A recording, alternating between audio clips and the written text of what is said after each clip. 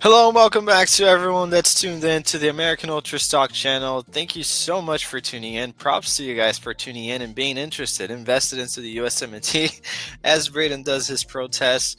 That's basically what we are. Just a trash bag, I guess. We lost. The USMNT is out of the Nations League. Unfortunately, Panama, they really have our number, don't they? Again, embarrassed at home against Panama. Yeah, we had a few injuries here and there. Who cares? They had some injuries of their own as well, and we've ultimately lost. Braden, I see you're in protest. It's nice. I got a bit of a laugh from me, but your thoughts, initial takes right here. And guys, we're going to structure this a little bit different, just to let you know. It won't be player ratings. We'll go into the initial takes, who's to blame, any bright sparks, and what it means for the future. So stay tuned. Braden, your thoughts on the aftermath. Yeah, I think my initial thoughts are mainly just shock, to be honest. I mean, it's insane that we continue to play at such a low standard. The players just remain the same. The managers change, and nothing changes. The tactics change a little bit. I mean, we were playing different formation-wise, at least, than we did under Greg, but it's ultimately the same result. This is now 3 straight major tournaments that we've lost to Panama, gotten knocked out by them, essentially. Yeah, one of them was a Gold Cup. It was a RC team, but it still counts. Copa America, now Nations League. We're not going to defend our three-peat, unfortunately, and it's just embarrassing, honestly, and it's not good enough from the players, the manager, the fans. We'll get into that. I think, actually, quickly, just one thing that I wanted to bring up, because I don't know if this really goes into the who's to blame section, but I just think it's despicable from CONCACAF to schedule the game at 4 p.m. in LA when everyone's at work. The ticket prices, I saw they dropped tremendously as the game got closer, because obviously no one could get to the game. They were all at work, and you saw that reflected in the audience. Even Pulisic, when the players walked out initially for the anthem, Pulisic looked around and you could tell he was not expecting such a low turnout. But that's what happens when CONCACAF, all they care about is the turnout of the Mexico fans, because it's in LA. There's a huge Mexican-American population there. You know, Mexico fans are some of the best in the world. They're always going to show out, support their team. I expect that the stadium is filled for that game in particular. That's all they really care about. They don't prioritize the USA at all. It's just kind of embarrassing. For once, it's not on USSF. This time it's on CONCACAF, and I just wanted to get that out of the way, because I think that's kind of embarrassing from the Confederation. Absolutely. I mean, I wanted to go to the game, but it's kind of hard if you have a job. How are you going to be there at 4 p.m. at midweek?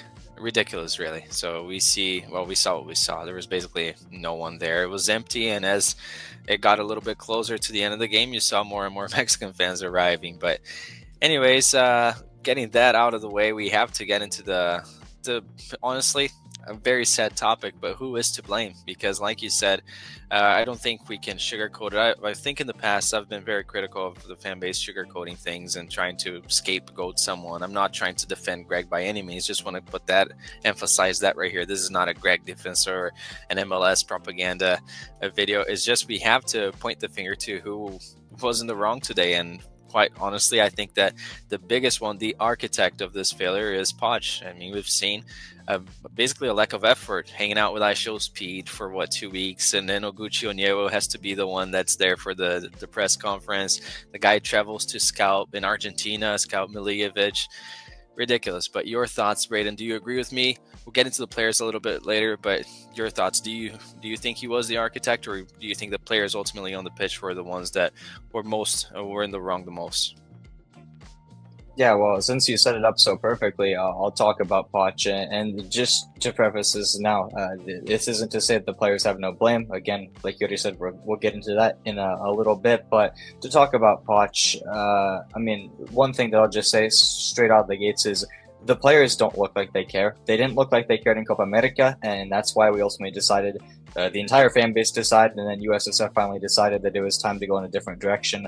As a manager, we got rid of Greg, brought in Poch, and hopefully that was going to be the fix. But when the players don't care, manager after manager, part of that is on the manager. A good tactician is great, but it gets you nowhere if the players aren't motivated. If they're not ready to die for their country, then a good tactician means nothing. You could have prime Pep on the sideline, but if the players don't care about the badge, if they don't care about defending their flag in international play, it's just not going to matter. And I think that maybe we might need to start thinking about emphasizing that when we hire our managers, instead of going for someone who's tactically sound. Although today, honestly, Poch wasn't tactically sound. I thought the tactics were very lackluster today, and just I mean, I'll get into that in a little bit, but I think it should go emphasize hiring someone who's a motivator. And we saw that with BJ Callahan. When he was the interim, he seemed to get that out of the players. The best football we've played with this current generation is still under him. And it doesn't look like that's going to change anytime soon based on the way that we're playing right now.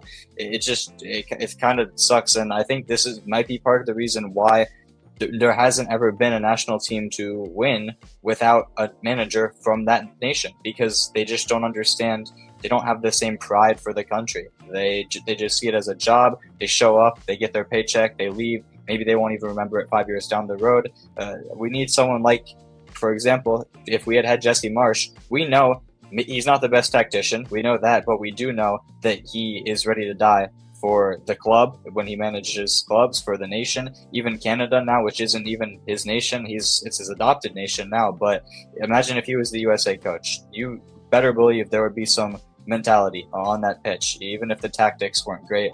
Getting into the tactics, I think it was just a little bit naive from Poch. I don't think he understands CONCACAF.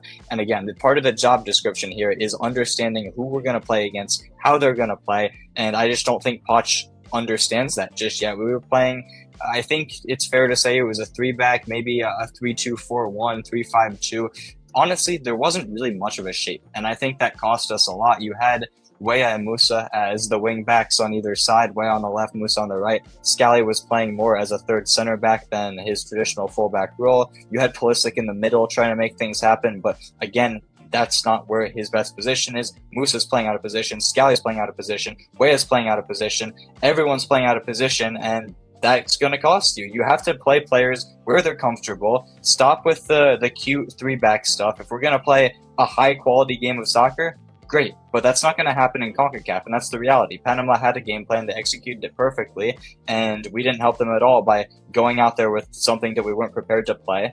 So that's something that is a huge knock on Poch. And then, like you brought up, I just don't think he cares. I mean, part of that, not understanding CONCACAF, but just the little things, like you mentioned, not showing up for the press conference, the pre-tournament press conference. All of the other coaches were there, but for us, it was Aguchi Onyewu from USSF, I think the director or whatever. I don't know his official title, but he was there instead of the coach. Thomas Christensen was there, Marsh was there, all the other coaches were there, and for us, no. Poch is too busy coaching YouTubers in a charity match in a country. I think it was in the Middle East. I believe either Qatar or Saudi Arabia. I can't remember. Not to say that charity matches are bad or anything. Great cause, but you have an actual job to be doing, which is to analyze the player pool when we're not in the international break, find the best players. Instead of doing that, instead of recruiting Nathaniel Brown, who, by the way, we really could have used today, or maybe noticing the form of players like Paxton Aronson, who's been great in the Eredivisie, Alejandro Zendejas, who's been one of the best players in Liga MX, even Richie Ledesma, who's had a resurgence at right back for PSV. Instead of noticing these types of guys, not even putting Ledesma on the provisional roster, he just fills up most of it with the January camp guys from MLS, and then even some of the final spots goes to MLSers. The replacements go to MLSers. And not only do they make that, they even get on the pitch as the subs.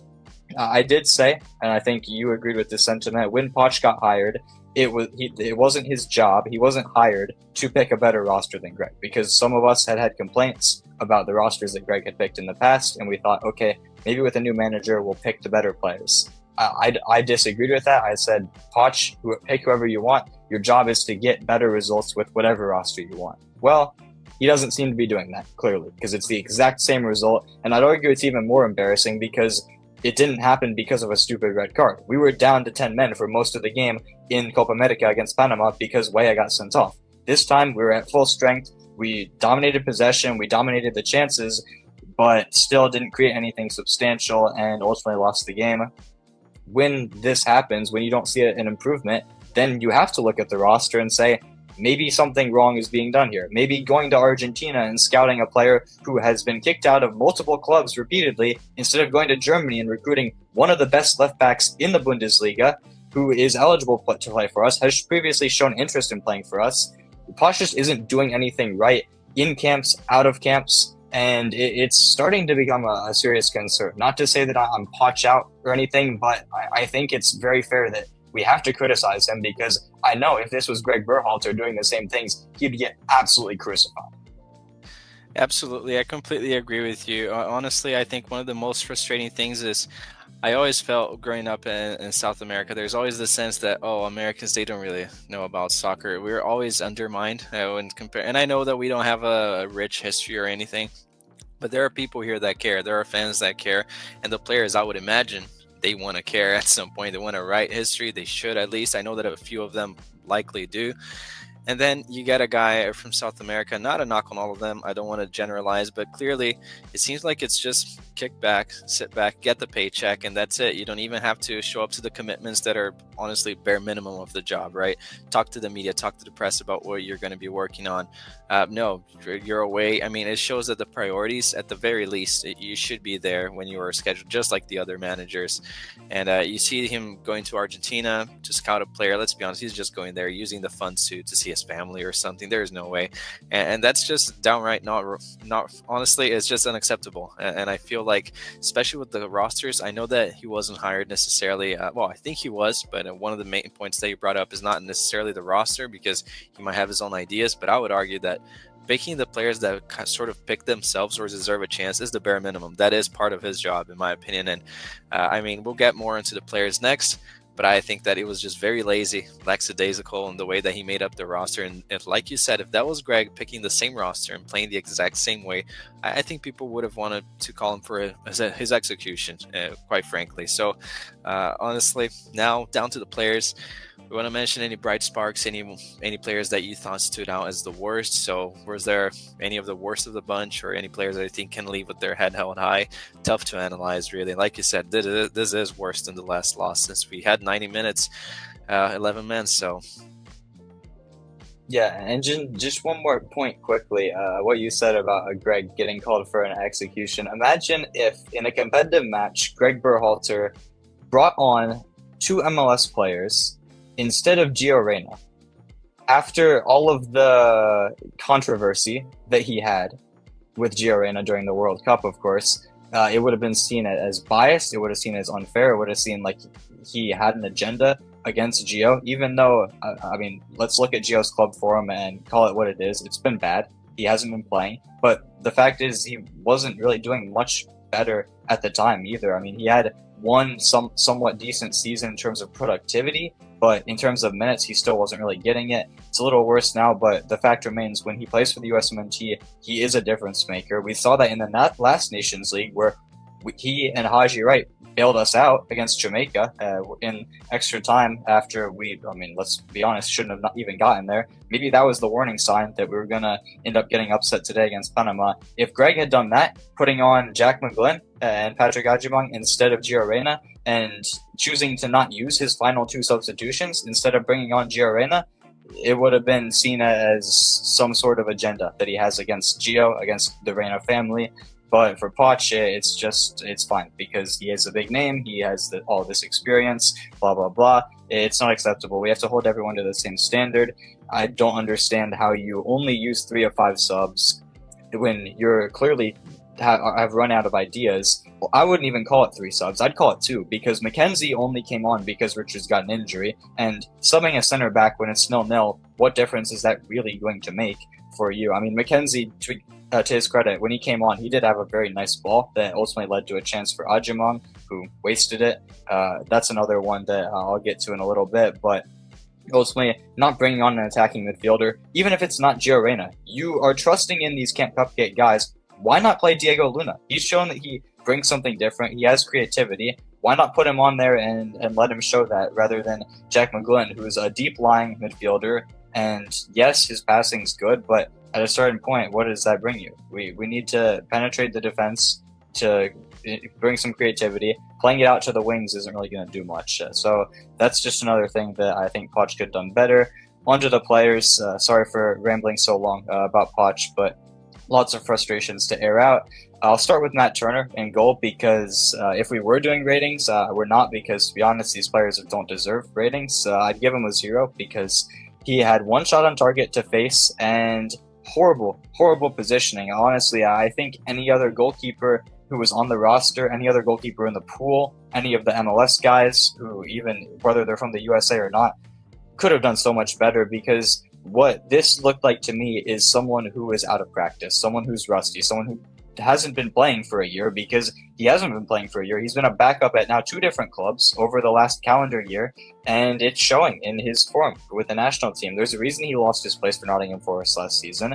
It's just because he's not a good enough goalkeeper to cut it at the highest level. We're seeing that now. He's just cost us a spot in the Nations League final because of it.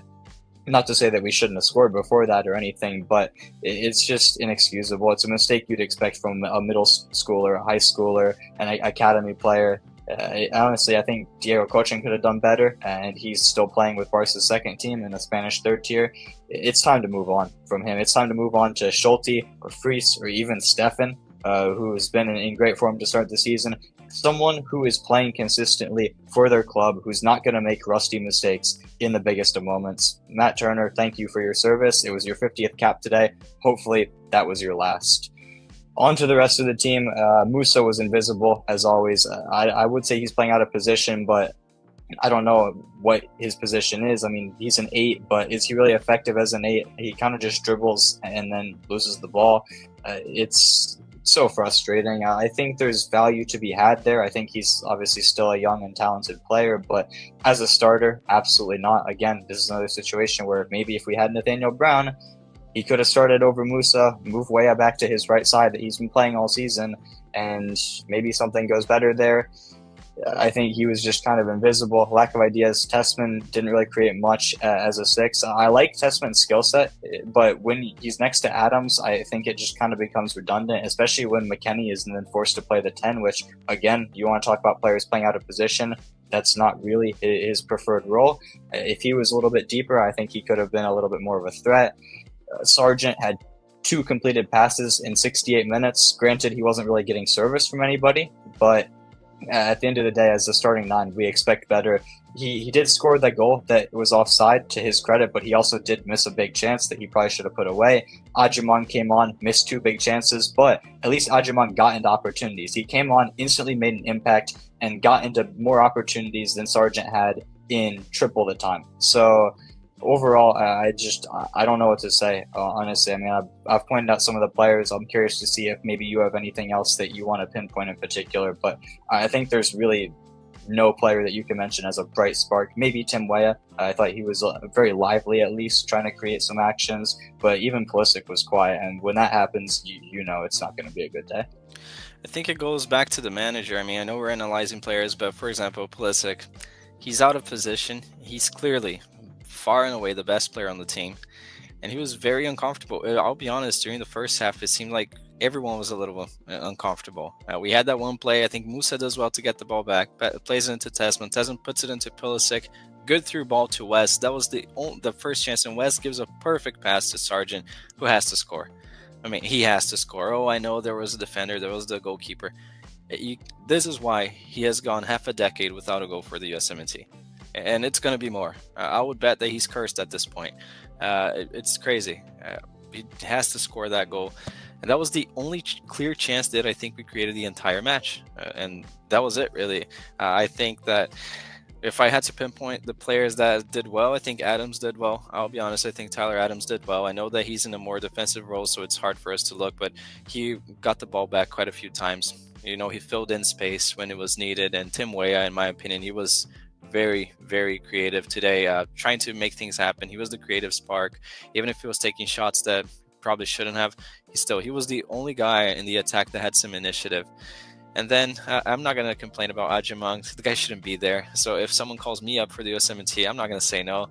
So I don't even see it as his fault. I mean, it should have been Haji right there. And for Jack McGlynn, another guy shouldn't have been there. Not even going to criticize him. Really shouldn't. Should have been Paxton. So if you bring in Paxton Harris and Haji Wright instead of those two, I think that changes things, right? And another thing I want to say about Poch is that you replace like for like. Really, that's your repertoire as the big name manager. You take out Desmond, put McGlynn. They're basically the same sort of profile of player. And then you take out the striker, puts another striker and another center back. So it's just like for like. There's no creativity, really. That's all you have to offer. But yeah, and I thought Scally, who had an all right game, really on the go, I think he should have done better. And Matt Turner, goes without saying, I think I'm one of his most critical guys towards him. I never think he does anything good. And that's why, in a sense, I said that game against Brazil was maybe not that good, because then people are going to look back at that and say, oh, look, he was great against Brazil. He decided to be good one game out of what? So, and the one thing I still see people defending him is, what has he actually done? Does he have a history with us like Tim Howard? Oh, he had that one match against a big country that he saved us in a meaningful tournament. Honestly, it's not like we have to have this loyalty towards some of these players. Like Ream, for example, I don't think he did bad. He had a good game, actually, some good balls over the top. But do we really need to be loyal to this guy? He's going to be a zombie by next year. Matt Turner, what has he done? He doesn't even play. So do we really have to? I don't think so. And then I'll just say, poor Diego Luna, poor Giorena, guys that I would have liked to see get on the pitch. Even Brian Gutierrez at some point. If you take out Desmond to put Gutierrez, just so you change the shape a little bit, I would respect that a little bit more than what he did. So that's basically it. So I have to ask you one last question: what it means for the future. I see a lot of people putting him on fraud alert. I think it's fair to say he's not going to get fired. But do you think that this is going to change the way he sees the USMNT? Do you think his commitment is going to grow? Your honest opinion, what do you think? Well, I'll just preface it with this. Firing Poch now would be one of the stupidest things anyone could do, because it would just be a complete waste of the last several months, borderline a year, and we only have a year now until the World Cup. We have one tournament, one competitive window, really, until the World Cup. There might be more Nations League, actually, now that I think about it, in between the Gold Cup and the World Cup, sometime in early 2026. I think it's possible that there is some of that. I don't completely remember, but realistically, we have one tournament. It's the Gold Cup. The past several editions, we haven't even brought our A team, so let's see how that goes. I think it would be just completely stupid to not bring our A team. I hope that we do. I think that this is really the last opportunity, and it is more of a tournament setting. The Nations League isn't. We kind of just get dropped in the semifinal and say, okay, go win 2 games. It's not really realistic to the World Cup. Gold Cup's a better vantage point of that, even if it is against lower quality teams, especially in the group stage. But we have that, and that's all we have. And then it's the World Cup, the big dance at home. Will we get embarrassed again like we did in Copa America at home?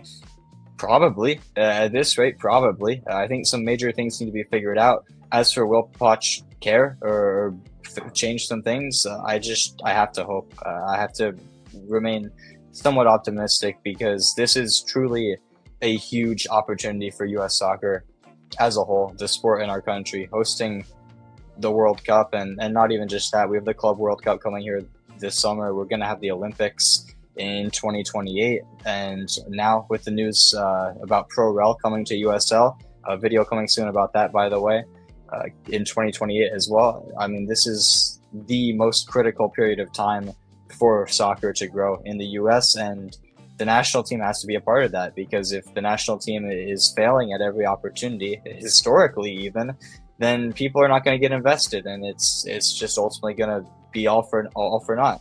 So we need the national team to have success. I hope that Pochettino can figure something out, change some things. I want to see probably a lot of rotation in the third place game. Not that it matters or means anything.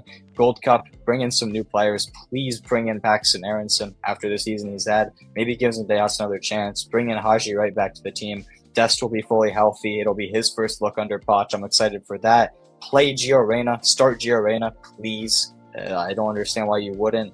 We have Balogun and Pepe probably coming back, so it's not all bad, but Poch just needs to figure out what his best 11 is. Hopefully it's not some of this 3-back BS that we don't know how to play. Stick with the 4-2-3-1 that we understand. Keep Pulisic in his best position, because he is our best player. Put Reyna at the 10, go from there. It's just all I hope. Maybe he'll even recruit Nathaniel Brown. Probably not, though. He seems destined for Germany.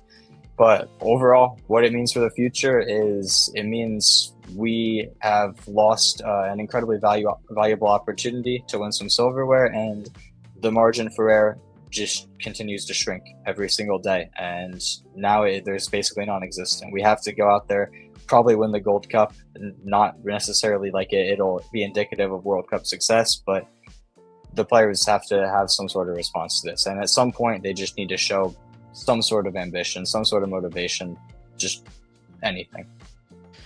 Yeah, my opinion right here, honestly, this is going to sound really harsh. Okay, when Poch got hired, I know some comments said that I sounded negative. It's a little bit skeptical. I would just say this, I'm going to sound really negative. I don't think it will change anything. I think it will still be this sort of silly little side job he has, because if you look, go to European pages or even South America, Brazilians making memes, everyone's like, well, what's Poch gonna do? It's the US. So for him, for his legacy, does it really change anything? No. If he fails with the USMNT, gets grouped next year, doesn't matter. 5 years down the line, will he remember this time and think, oh, that hurt?